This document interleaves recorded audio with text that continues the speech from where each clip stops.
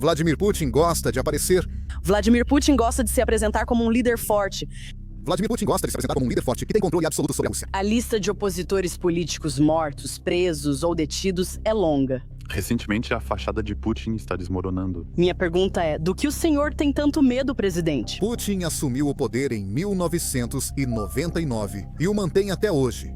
Não porque as pessoas o amam, mas porque qualquer um que ousou desafiá-lo foi silenciado de maneiras misteriosas, exceto uma pessoa que jurou tirá-lo do poder. No fim dos anos 2000, uma pessoa estranha começou a dominar as manchetes. Ele lutava contra Putin, não com armas ou traição, mas com fatos e lógica. Logo, ele tinha milhares de apoiadores leais, tantos que muitos deles nem sequer temiam perder a vida por ele. Ele começou a se tornar perigoso demais para ser ignorado, e Putin sabia que era hora de tirá-lo do caminho. Putin usou técnicas sujas para eliminá-lo. Curiosamente, ele sobreviveu a quase todas, porque era mais inteligente do que todos imaginavam. Essa lenda se chamava Alexei Navalny. Agora, o nome dele vai irritar algumas pessoas e elas vão tentar dar dislike neste vídeo no algoritmo, mas você pode nos ajudar a evitar isso clicando no botão de curtir.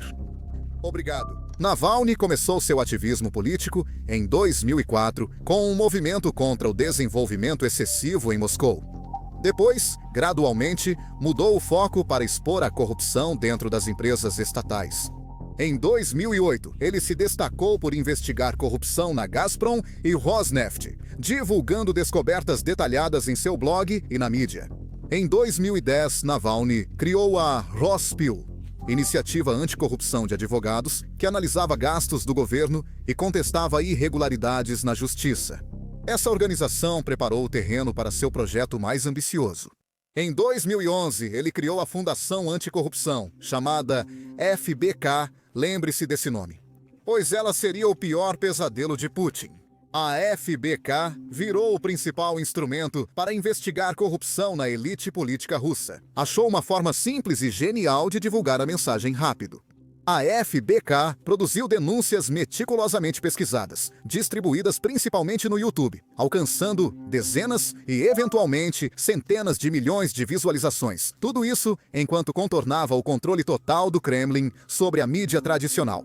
O único problema para o regime era que essas não eram denúncias de nível local. A FBK lançou grandes documentários investigativos que impactaram o núcleo do regime. Em 2015, a investigação Chaika ligou os filhos do procurador-geral Yuri Chaika ao crime organizado e à fraude. Em 2017, o documentário Ele Não é Diamante, para você, expôs a suposta corrupção do ex-primeiro-ministro Dmitry Medvedev. Ele liderou grandes protestos anti-governo na Rússia. As manifestações organizadas por ele em 2018 resultaram em 257 prisões no país. Quando a polícia deteve os participantes para impedir reuniões não autorizadas, os protestos físicos foram facilmente controlados. Alexei Navalny sabia disso e voltou a focar em métodos fora do alcance de Putin. E logo ele preparou uma surpresa desagradável. Em 19 de janeiro de 2021, 2 dias após Alexei Navalny retornar à Rússia e ser preso no aeroporto, sua equipe publicou a investigação mais explosiva da oposição russa. Documentário de 2 horas chamado O Palácio de Putin, a história do maior suborno do mundo. Navalny narrou, gravou antes de partir e lançou enquanto estava preso, enfrentando destino incerto. A investigação afirmou haver um complexo secreto perto de Galenchik, no Mar Negro, construído só para Vladimir Putin por 135 bilhões de dólares. Baseado em plantas arquitetônicas vazadas, faturas e depoimentos de denunciantes, o documentário revelou o que Navalny chamou de maior suborno da história. Um esquema de corrupção envolvendo o círculo próximo de oligarcas de Putin, chefes de estatais do petróleo e bilionários que financiaram a construção por contratos lucrativos. A dimensão da propriedade era impressionante. A propriedade tinha 7.800 hectares, 19.300 acres, sendo 39 vezes maior que Mônaco. A residência principal ocupava 17.691 metros quadrados sozinha. Imagens aéreas mostraram uma mansão clássica de 2 andares, cor creme, ligada por túneis nas montanhas ao Mar Negro. A investigação registrou até detalhes que ninguém imaginava. Ela revelou 824 escovas de vaso sanitário e suportes de papel higiênico igualmente caros instalados por todo o palácio. Esses itens caros viraram símbolos de como o círculo íntimo de Putin se desconectou da realidade vivida pela maioria dos russos. O impacto desse documentário foi imediato e sem precedentes. Nas 2 primeiras horas após a publicação, ele teve quase 3 milhões de visualizações. Em uma semana, o vídeo superou 93 milhões de visualizações e já passa de 134 milhões, tornando-se um dos exposés políticos mais assistidos da história. A investigação provocou o maior protesto nacional que a Rússia havia visto em anos, explodindo em mais de 100 cidades por todo o país. Manifestantes marcharam pelas ruas balançando escovas de vaso sanitário douradas em um ato de zombaria simbólica. O Kremlin só tinha uma opção: assistir a tudo em silêncio. A denúncia foi tão prejudicial que obrigou Vladimir Putin a responder pessoalmente e com raiva, algo raro diante de acusações da oposição. Ele afirmou que nada do investigado jamais pertenceu a ele ou seus parentes. O porta-voz do Kremlin, Dmitry Peskov, rejeitou as acusações como notícias antigas e afirmou que Putin não tinha tal palácio. Tudo isso só foi possível graças a Navalny e à sua sorte, porque, se essa sorte não existisse, Navalny teria perdido sua batalha contra a morte. Ou, eu diria, uma morte misteriosa. 5 meses antes da investigação do palácio abalar a Rússia, o Kremlin já havia tentado resolver seu problema com Navalny de forma definitiva. Em 20 de agosto de 2022, Navalny passou muito mal durante um voo de Tomsk para Moscou. Imagens dos gritos de Navalny na aeronave chocaram o mundo após pouso de emergência em Omsk. Após impasse, com acusações de seus apoiadores contra autoridades, Navalny foi transferido em coma para o Hospital Charité, em Berlim. Em poucos dias, 5 laboratórios certificados pela Organização para a Proibição de Armas Químicas confirmaram suspeitas. Em 2 de setembro de 2022, o governo alemão afirmou ter provas claras de que Navalny foi envenenado com Novichok, agente neurotóxico militar soviético. França, Suécia e a Organização para a Proibição de Armas Químicas verificaram de forma independente a descoberta. O uso de Novichok foi uma marca clara do Estado russo, igual ao utilizado no envenenamento do ex-espião Sergei Skripal no Reino Unido em 2018. O Kremlin respondeu com a costumeira negação. Autoridades russas negaram o envenenamento e sugeriram que Navalny colaborava com a CIA. O que aconteceu depois tornou a tentativa de assassinato um dos maiores feitos do jornalismo investigativo do século XXI. Em 14 de dezembro de 2020, uma investigação conjunta da Bellingcat, The Insider, CNN e Der Spiegel publicou evidências volumosas implicando o Serviço Federal de Segurança da Rússia na tentativa de assassinato.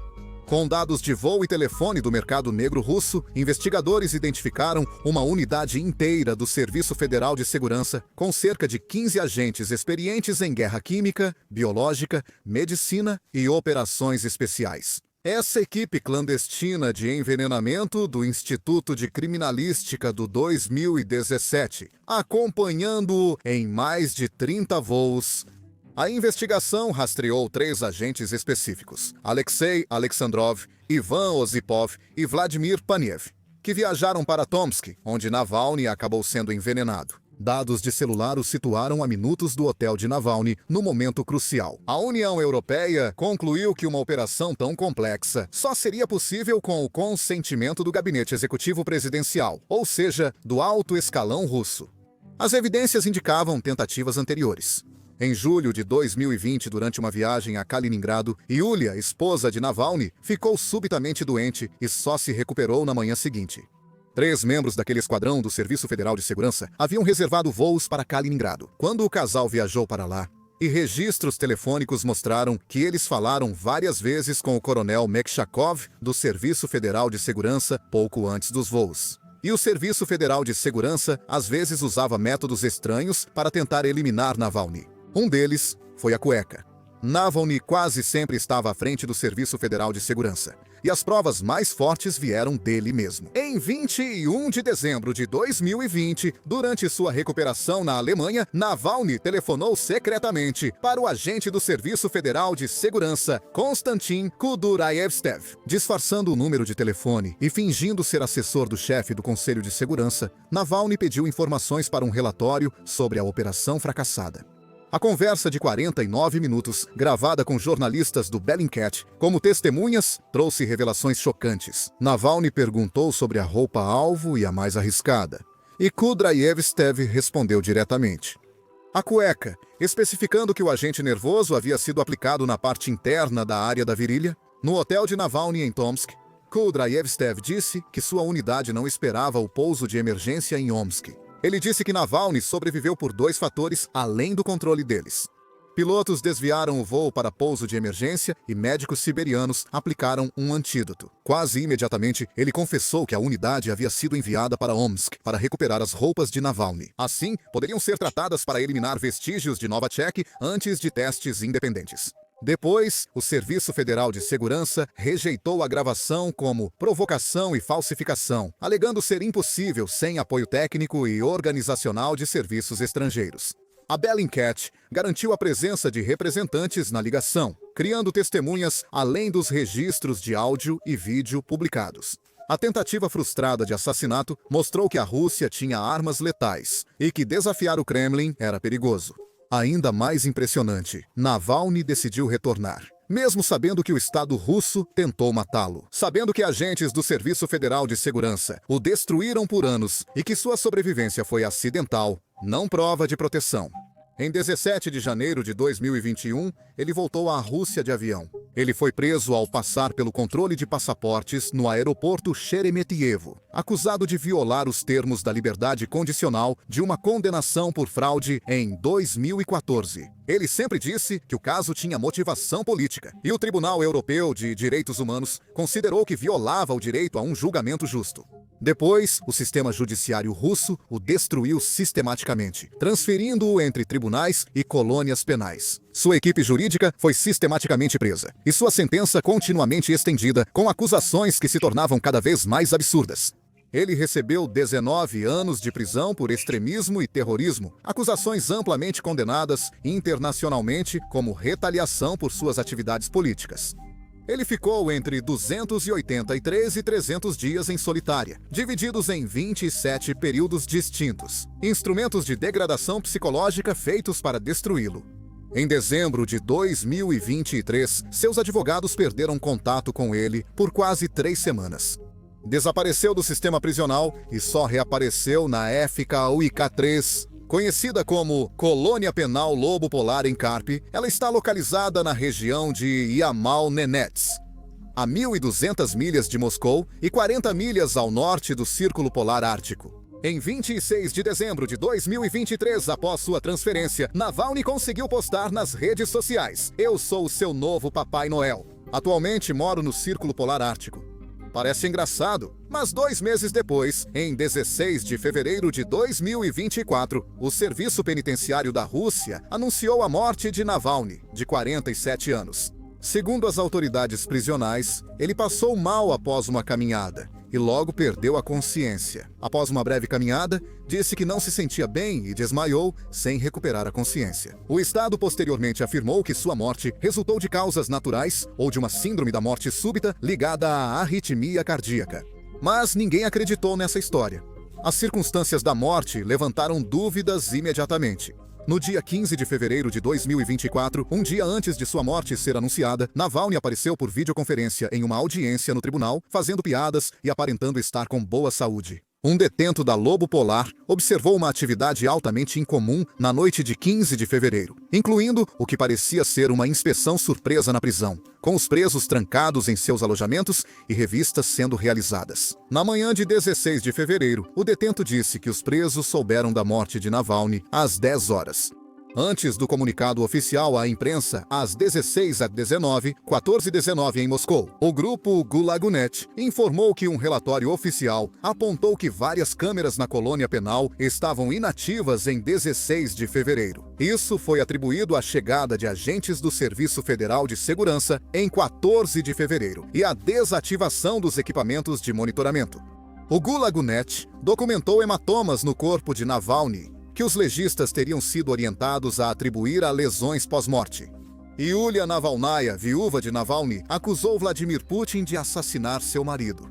Em 17 de setembro de 2024, ela fez um anúncio dramático. De acordo com sua declaração em vídeo, apoiadores conseguiram obter e contrabandear amostras biológicas de seu falecido marido para fora da Rússia. As amostras foram enviadas para laboratórios independentes em 2 países. E ela disse que ambas as análises tiveram a mesma conclusão. Alexei foi morto. Mais especificamente, ele foi envenenado. Ela alegou. Laboratórios não divulgaram resultados por razões políticas não especificadas. A equipe de Navalnaya disse ter reunido depoimentos de 5 funcionários da colônia Karpi.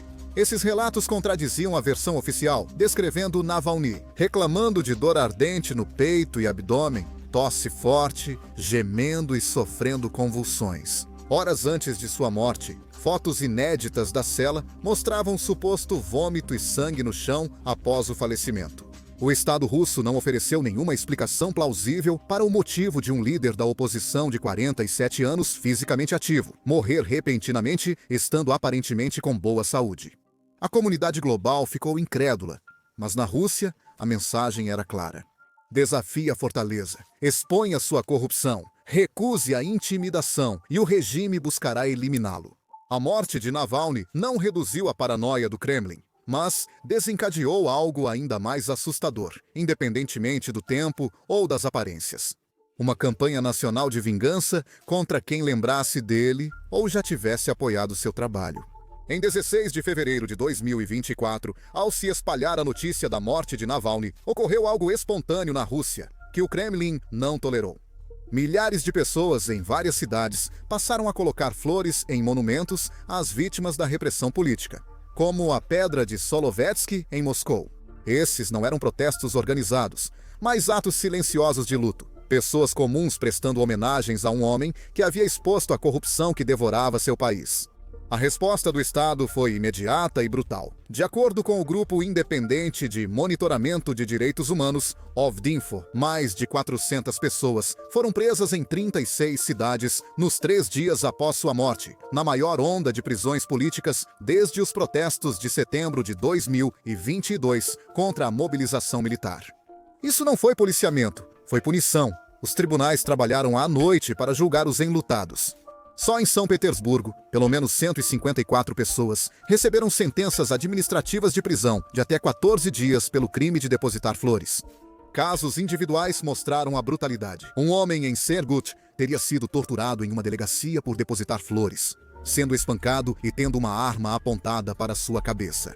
Padre teve um derrame após ser preso ao tentar fazer um serviço memorial. Ativista de direitos humanos foi condenado a 10 dias de detenção por tentar homenagear Navalny. As autoridades viram esses atos silenciosos como ameaça à ordem pública. O terror tornou-se permanente. Em 16 de fevereiro de 2025, no aniversário da morte de Navalny, autoridades russas detiveram ao menos 42 pessoas em homenagens, mostrando que, um ano depois, o Kremlin seguia reprimindo qualquer demonstração pública de simpatia. Porém, a repressão aos enlutados era só a parte visível de algo mais sinistro acontecendo. O regime iniciou uma caçada nacional por qualquer pessoa que já tivesse apoiado financeiramente a Fundação Anticorrupção de Navalny. Eles usavam tecnologia de vigilância moderna, junto com punição coletiva ao estilo soviético, para aterrorizar toda uma geração. Em junho de 2021, o Tribunal da cidade de Moscou declarou a Fundação Anticorrupção uma organização extremista, decisão que entrou em vigor em 4 de agosto. Em 5 de agosto, a equipe de Navalny iniciou nova campanha de doações com sistema de pagamento dos Estados Unidos da América, Stripe, acreditando que a plataforma era segura e não cooperaria com serviços de segurança russos.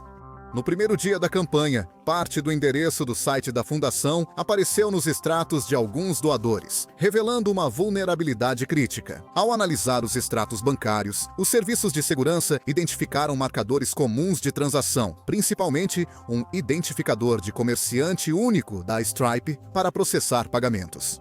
Essa descoberta ampliou significativamente o grupo de suspeitos em potencial, transformando o que poderia ter sido uma investigação limitada em uma operação de busca em todo o país.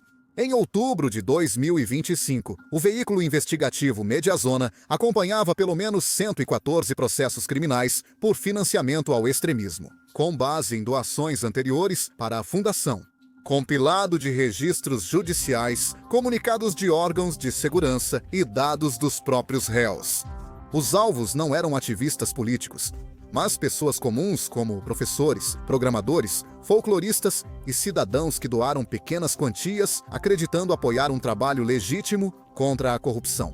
O que ocorreu com Navalny repetiu o padrão vivido anteriormente por Mikhail Khodorkovsky, outro crítico de Putin. O objetivo deles era o mesmo, mas seus caminhos não eram.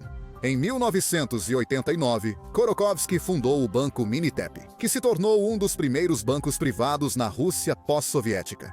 Na privatização caótica dos anos 1990, com ativos estatais vendidos por uma fração do valor, Khodorkovsky acumulou riqueza negociando moedas e commodities. Em 1995, o Minitep comprou a Yukos, segunda maior petroleira da Rússia, por cerca de 350 milhões de dólares em leilão de privatização. Isso se mostrou um investimento extraordinariamente lucrativo. Khodorkovsky modernizou a Yukos, contratando a McKinsey e outras empresas para reestruturar a gestão e implementando sistemas de contabilidade transparentes por meio da PricewaterhouseCoopers.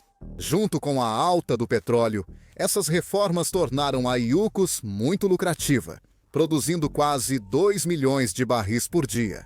Em 2003, Khodorkovsky havia se tornado o indivíduo mais rico da Rússia, com uma fortuna estimada entre 15 e 16 bilhões de dólares, ocupando aproximadamente a 16ª posição na lista de bilionários globais da Forbes. A Yukos se apresentava como principal defensora da ocidentalização no setor petrolífero russo e se destacava pela transparência corporativa. Mas, ao contrário da maioria dos oligarcas russos, que acumularam riqueza por meio de conexões com o Kremlin e mantinham uma cuidadosa neutralidade política, Khodorkovsky tomou uma decisão fatídica. Ele desafiou abertamente a dominância de Putin. Em 2001, ele fundou a Rússia Aberta, organização dedicada a promover reformas e fortalecer a sociedade civil no país. Ele financiou partidos de oposição como Yabloko, União das Forças de Direita, e no início até o Partido Comunista, mas excluiu deliberadamente o Rússia Unida de Putin. Assumiu um jornal respeitado e usou sua fortuna para apoiar o jornalismo independente e programas acadêmicos. Essas decisões marcaram Khodorkovsky como fundamentalmente diferente de outros oligarcas, que viam a riqueza, principalmente, como um meio para consumo pessoal e poder, e não como uma ferramenta para mudança política. Ele quebrou a regra não escrita de Putin para oligarcas. Mantenha sua riqueza, mas fique fora da política. O Kremlin viu suas ações como uma ameaça direta, uma base de poder independente usando vastos recursos para desafiar o monopólio do regime sobre a organização política. Em 2 de julho de 2003, o associado de negócios de Khodorkovsky foi preso em um hospital de Moscou, acusado de fraude e evasão fiscal. Observadores viram a prisão como alerta para Khodorkovsky deixar o país antes de ser acusado. Mas Khodorkovsky recusou e afirmou: "Não serei um exilado político." Em 25 de outubro de 2003, em uma cena que definiria a era Putin, comandos armados russos invadiram um avião fretado pela Yukos, que reabastecia no aeroporto de Novosibirsk, na Sibéria. Prendendo Khodorkovsky sob a mira de armas, ele estava, aparentemente, sendo detido para comparecer como testemunha em investigações em andamento em Moscou. Poucas horas após ser entregue, ele foi acusado de fraude, evasão fiscal e outros crimes econômicos.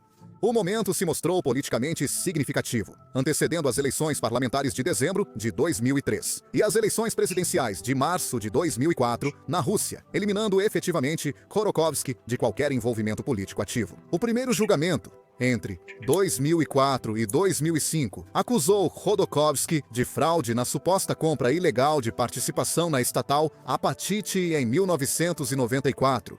Apesar de várias violações processuais, Khodorkovsky foi condenado em 2005 a 9 anos de prisão, pena reduzida para 8, enquanto cumpria pena na Sibéria. O governo intensificou seu ataque à própria Yukos. O Estado afirmou que a Yukos devia 28 bilhões de dólares americanos em impostos e confiscou seus ativos. A principal unidade de produção da empresa foi vendida em uma transação considerada obscura e forçada por 94 bilhões de dólares, bem abaixo do valor real.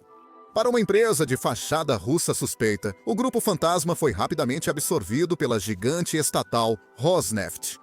A Yukos foi finalmente forçada à falência em 2006, mas o Kremlin ainda não tinha terminado. Em dezembro de 2010, enquanto Khodorkovsky ainda cumpria a primeira pena, o Estado o julgou novamente com seu sócio.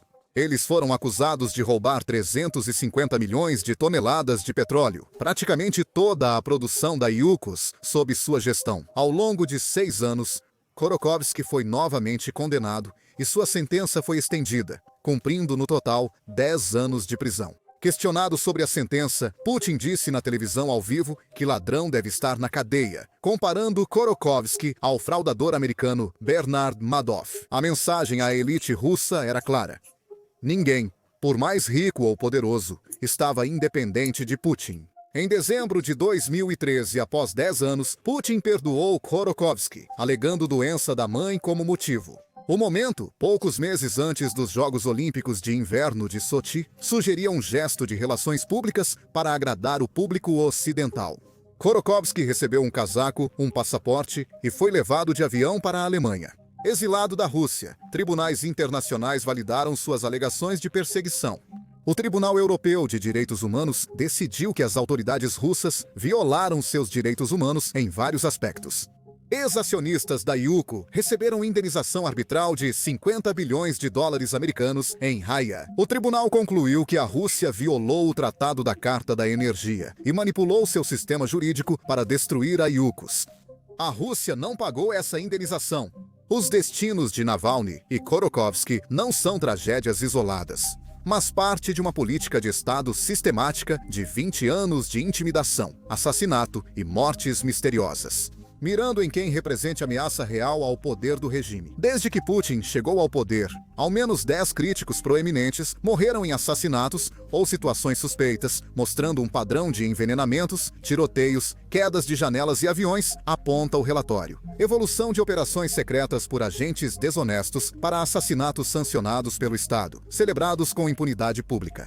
Em 27 de fevereiro de 2015, Boris Nemtsov, importante político da oposição e ex-vice-primeiro-ministro, foi morto a tiros nas costas ao atravessar uma ponte perto do Kremlin, em Moscou. Ele morreu apenas algumas horas depois de pedir apoio para uma marcha contra a guerra da Rússia na Ucrânia. E observadores internacionais reconheceram o assassinato dele como um ponto de virada na disposição de Putin de assassinar diretamente críticos de destaque. 5 chechenos foram eventualmente presos e condenados por envolvimento no assassinato, mas a identidade de quem ordenou o crime permaneceu oficialmente sem resposta, apesar da suspeita generalizada apontando para o Kremlin. Em 2022, uma investigação da Bellingcat, The Insider e BBCI revelou a verdade. Usando os métodos que expuseram os envenenadores de Navalny, descobriram que um agente do Serviço Federal de Segurança, do Esquadrão Secreto de Assassinatos, do Instituto de Criminalística do Serviço Federal de Segurança, mesma unidade, depois envolvida no envenenamento de Navalny, Vladimir Karamurza e Dmitry Baikov, estavam rastreando Nemtsov por toda a Rússia há meses. Dados de viagens mostraram essa equipe de vigilância perto de Nemtsov em ao menos 13 viagens antes do tiroteio.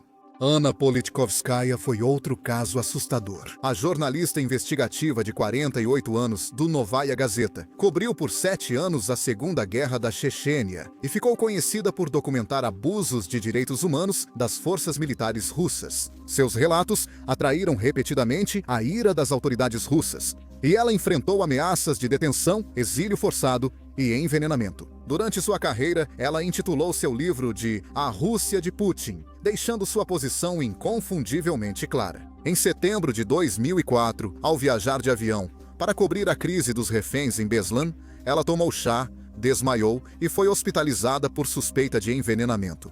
Embora a toxina nunca tenha sido definitivamente identificada, porque a equipe médica recebeu instruções para destruir seus exames de sangue. Então, em 7 de outubro de 2006, no 54º aniversário de Putin, ela foi morta a tiros no elevador do prédio onde morava, em Moscou. Ela preparava uma reportagem sobre torturas na Chechênia quando morreu. A reação do regime ao assassinato mostrou impunidade e desprezo.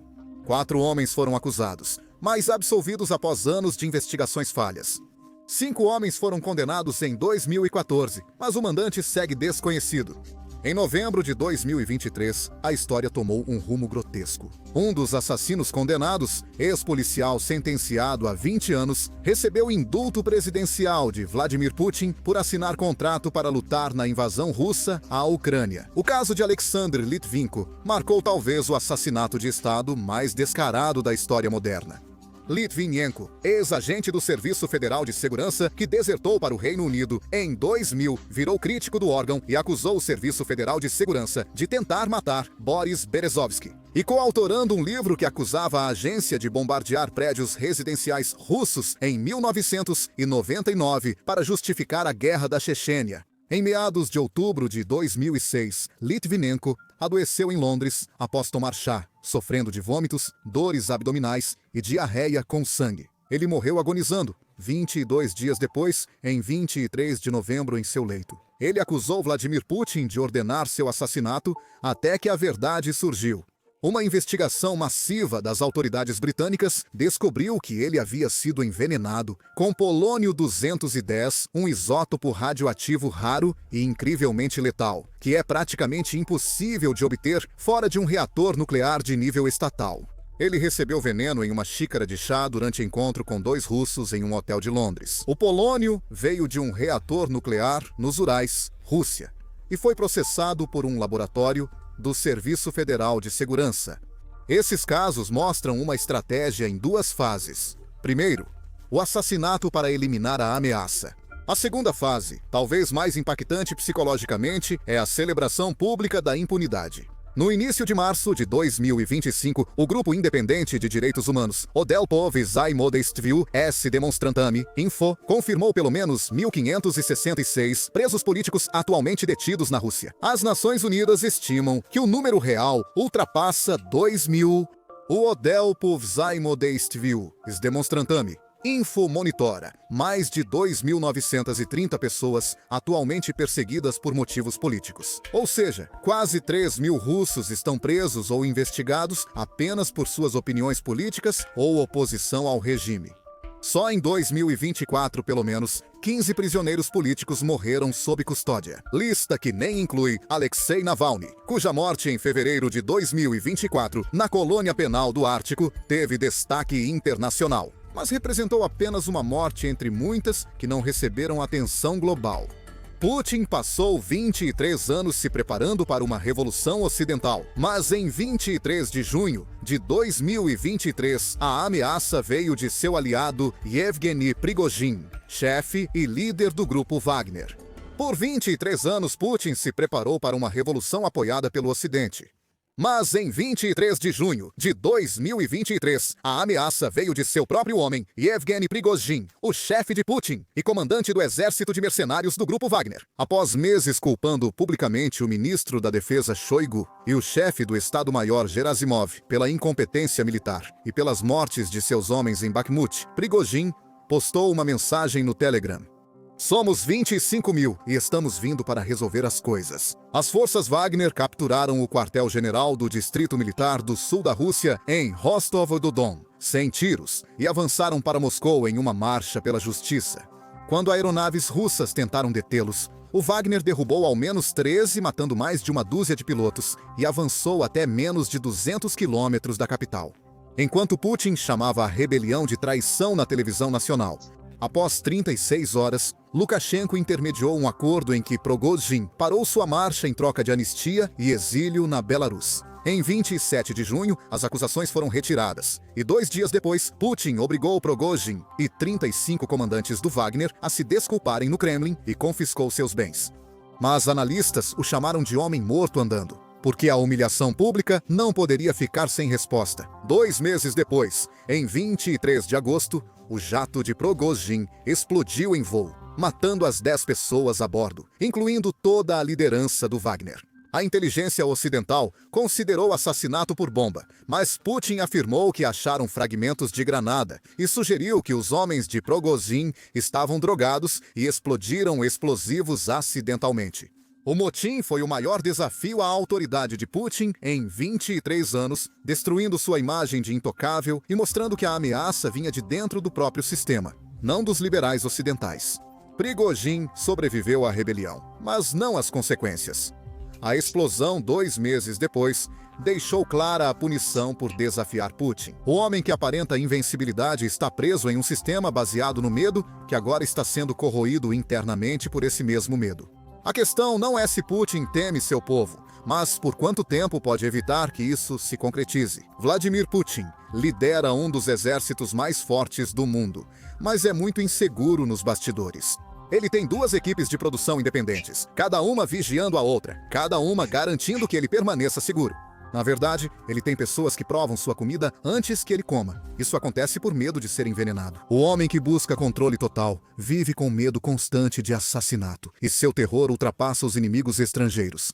Seu maior medo são as próprias pessoas do seu país. Para o mundo, a Rússia parece uma superpotência agressiva e confiante. Mas no Kremlin, o Estado age movido por profunda paranoia. Essa mentalidade de fortaleza orienta decisões importantes, como invasões e repressões internas, e está nos documentos estratégicos russos. Só o tempo dirá por quanto tempo o regime russo se manterá.